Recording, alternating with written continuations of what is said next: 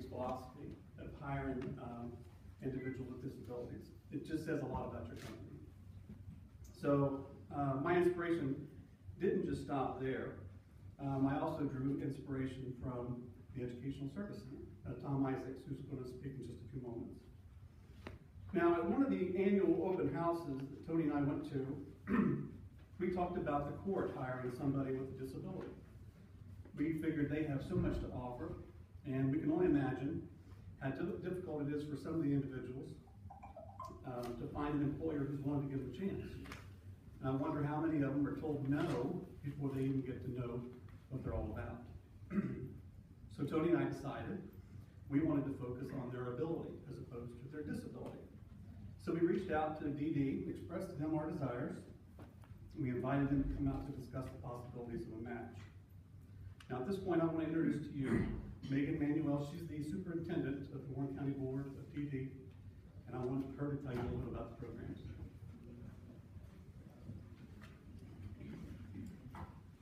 Thank you all so much for being here today. I want to thank Tony Bergano and Judge Kirby for hosting this for us and putting together this forum for us and an opportunity for us to speak. As he said, I am the Superintendent of the Warren County Board of Developmental Disabilities. We serve about 1,700 people with disabilities here in Warren County, and they have a variety of disabilities and a whole range of ages. The youngest that we serve is about a month old through our early intervention program, and we have a gentleman in his 70s. So we serve people what we say is from birth to death. So there's no timeline of service time. It's just as long as they need us, that we're there for them. We provide a variety of services. Like I said, early intervention, we start with early intervention, which is for kids from age birth to age 3. We do family support, service coordination, adult day supports, provider compliance, behavior supports, housing services, community employment, and transition services. That's kind of the list of some of the services that we provide. But today we're here to talk about the employment services that we provide. On March 19th of 2012, Governor John Kasich signed the Ohio's Employment First Initiative through an executive order that supported the shift within Ohio's DD community to a workplace culture that recognizes and embraces contributions and abilities of people with developmental disabilities. I was at a conference last week, and one of the speakers said that we serve a group of people who are the only people probably in our state who want to pay taxes. They want to have jobs. They want to contribute to their community. They want that opportunity, just like we do. It's more than just a paycheck to them. They want to be connected. They want to be connected outside of just the DD field with other people in their community. In our society today, oftentimes we're identified by the job that we do. Think about the last time you met someone, introduce yourselves, exchange names, and one of the first questions you ask is, so what do you do? The individuals we serve want the opportunity to answer that question just like we do. That's oftentimes how we're identified. They want to be employed. They want to be say, oh, I work for the probate court. I mean, that's something that just like you and I, people with disabilities want to do. We work with individuals to find jobs to meet their desires, and not all the time do they need to be 40 hours per week. So I don't want you to think, well, we don't really have a 40-hour position that's available. These can be part-time jobs that can work up and down as people learn more. The opportunity is there for all different kinds of jobs and times. We provide supports to help the individuals hired be successful in their jobs. So we provide job coaching, as we have with Megan here, who's going to speak. And they can come in and help the person learn the job, be there as long as they can, step away once they're okay on the job. And if they learn new tasks or are struggling with some of the tasks, they can come back in. So we are there to be supportive to you as the employer, as well as to the individual that we serve, because we want it to be a successful partnership. And although direct hiring is the ultimate goal, we also do provide what we call enclaves, which were groups of individuals that we serve come into a place of employment, and we have a staff person with them that helps and works with them. So that's an option too, and that's something that we work with the ESC on. So I think Mr. Isaacs is going to talk about that here in just a minute. So we work with individuals who are ready, willing, and able to be employed with your agencies now, and I appreciate your time and your attention here today, and I'll be happy to answer any questions if anybody has any. I'm going to turn it over back to Judge Kirby. Thank you. Thank you. Next, I want you to hear from Tom Isaacs. Everybody knows Tom. He's the superintendent of the ESC. Tom employs some individuals with disabilities. Thanks for coming. Well, I'm so grateful to Judge Kirby for his leadership and asking all of you to come today, and thank you for your response. All of us as employers are interested in workplace diversity. I don't know that you've often thought about those who have handicaps as being part of the diverse population who can be a major asset in your facility or where you work. One of the most important things I can tell you is that when you have the opportunity to work with people with handicaps, you'll find out they're really not so handicapped. You'll find out that they're differently gifted. You'll find out that they bring things to your workplace, inspiration and joy that many people in your facility don't bring. I'm the wrong person to talk. My friend Jean Rose has provided such great leadership through the years. I think of Judge Oda and Linda Oda for what you've contributed to this field, and I want to say thank you for your leadership in that. In our office, we moved to the new ESC office about 4 years ago, and we asked Megan to help us to bring diversity to our workplace. And so our office complex of about 16,000 square feet is clean and cared for by young people who are employed by DD through our office. And they do an incredible, awesome job. And I can just tell you that when they arrive at about 4 o'clock, many people on our staff are excited just to see them, talk to them, because they go about their job with such enthusiasm, such joy, and they're so excited.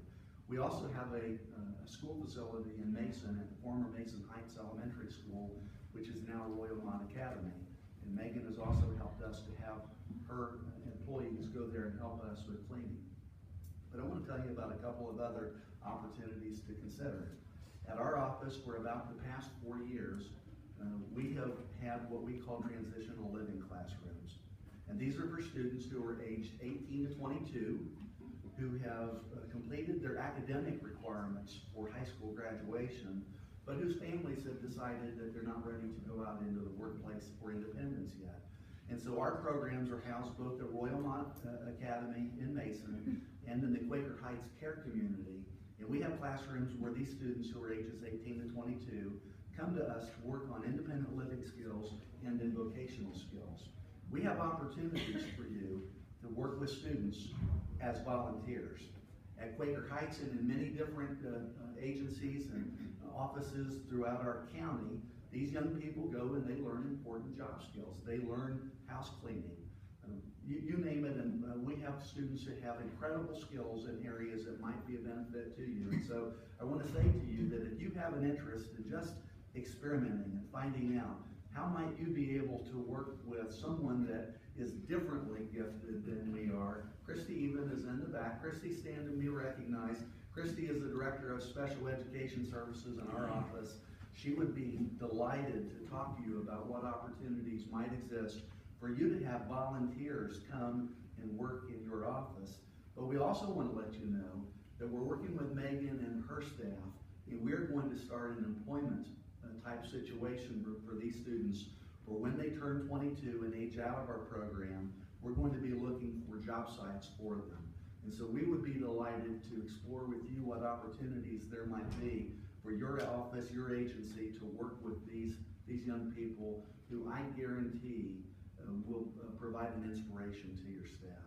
So again, Judge, thank you for your leadership in this and for the great work that you have done. Appreciate you. All right, so on the heels of us seeing what Kroger's has done and what Mr. Isaacs has done with ESC, Tony and I got together and we said it's time to talk to the folks at DD. And so we invited them to show up to discuss some possible job duties. What we wanted is we wanted someone to pull files, but also work out the reception desk and maybe check people in, and then perhaps even help probate court with some of their mailings. And so they went through a formal process of interviewing, and they sent over 2 candidates. They were both strong candidates. And I left the hiring to Cindy, who does not want to talk this morning. She doesn't need to talk. She's the chief clerk in our juvenile court, and Tony Bergano, they were involved in the hiring process. And they selected the one candidate that just seemed to fit perfectly, and we selected Megan. Now Megan's here this morning with her parents, Tom and Betsy. Megan works 1 morning a week, but we plan to add to that next year. Dee Dee has provided job coaches to us who work alongside Megan until she has the job down pat. And she'll occasionally have some of her coaches come back whenever she needs a little extra help or maybe we expand her job duties. So I want to introduce to you one of our newest employees, Megan Mahoney.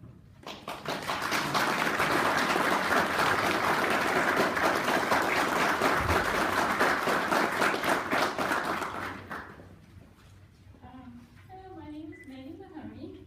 I'm 37 years old. I was born with cerebral palsy.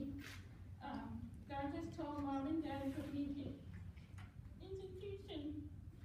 And graduating from high school and worked varying places. My dream job with Warren County Juvenile Probate Court. After high school, I worked with my mom at Pike Homes. I assist with filing and faxing and answering the phones. The next job I was elected with a Isaac Church in Cincinnati Children's Hospital. I worked with restocked nurse carts and I was a leader on 5 different floors. The leader was check people in and out, make sure they don't skip anything, skip their lunches or anything like that. I worked at Kings Island for 4 years in the HR department. I also put applications together. I put applications like 200 a week. And after that, Production Services Unlimited, I was there for 12 years. I did visitors check in and out, the telephones, and monitor and lock the front door and back door. I key checked on the bus attendants, advertised paperwork, delivered mail, and shred papers. I started at Juvenile Probate Court on April 28, 2015. As you know from my experience jobs, it has been a long road finding my dream job here at Warren County Juvenile and Probate Court. When I went to Disabilities for 2 months and filled out 2 or 3 applications for being offered here, ever since then I felt like a team. I assist from a job coach from Warren County Board of DD with learning dogs duties and job come back. I put the files away. I used my shopping cart and I got my alphabetical sheet A through Z. And I put marriage license packets together. I know also documents and help with the other ladies with my files when they are busy.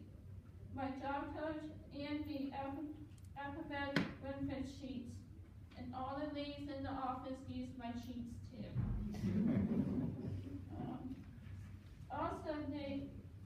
I am also very thankful for the shopping cart that Judge Kirby gave to me. Without that shopping cart, I won't be able to carry the files. I enjoy getting up in the morning to be responsible to be going to work. I have not missed any days of the court. I also enjoy making good paycheck.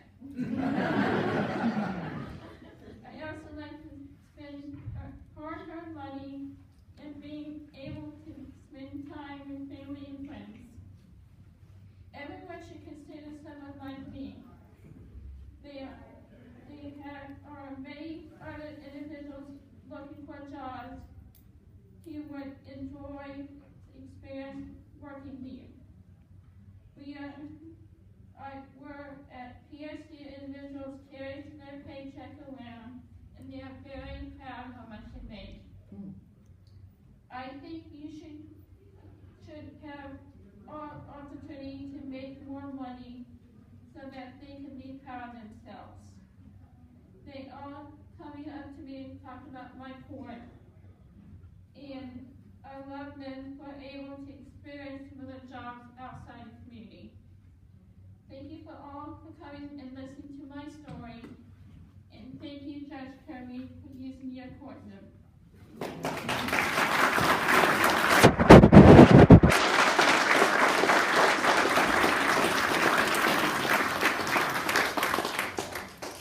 You know, a couple of things about Megan that I'm being told. I think she was just here one day, and when she came back the next day, it's like she knew everybody's names already.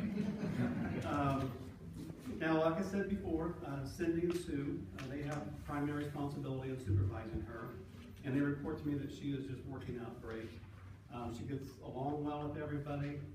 She's dedicated to her job, and she even showed up one day and she wasn't feeling very well. I probably would have called off, but she came to work anyway. It is such an inspiration to us all. One quick story, then I'll let you all go about your day. Now, as she told you, Megan has cerebral palsy, and one of the limitations that she has is a weak left arm. And when she first started, I knew we were going to be using her to pull some of the files. And some of the files we have here are very thick. These kids stay with us for years, and the files are sometimes this thick and very heavy. And we wanted to find a workaround solution in the event that she had some difficulty in lifting some of those files. So I went to Tony and my bailiff, Mark Helsinger, and I said, go to Kroger's and ask them about those small carts that they have and find out where they bought them, because I want to buy one for Megan. So they go there to the Kroger's here in Lebanon. And they tell the manager about the accommodations that we're trying to make. The manager said, we'll just pick one out and take it. And that's it. They gave us the cart. It's on loan, so I'm not allowed to have anything. Since the prosecutor's in the room. It's on loan. So the property of juvenile court is a misnomer.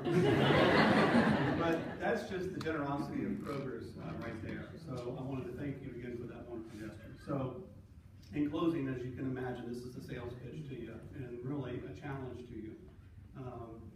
Give someone a chance. You're going to be glad you did. Follow the lead of Mr. Isaacs and follow the lead of Kroger's and follow the lead of what we're starting to do here. And hire one. You'll be glad you did. Have a good morning. Thank you.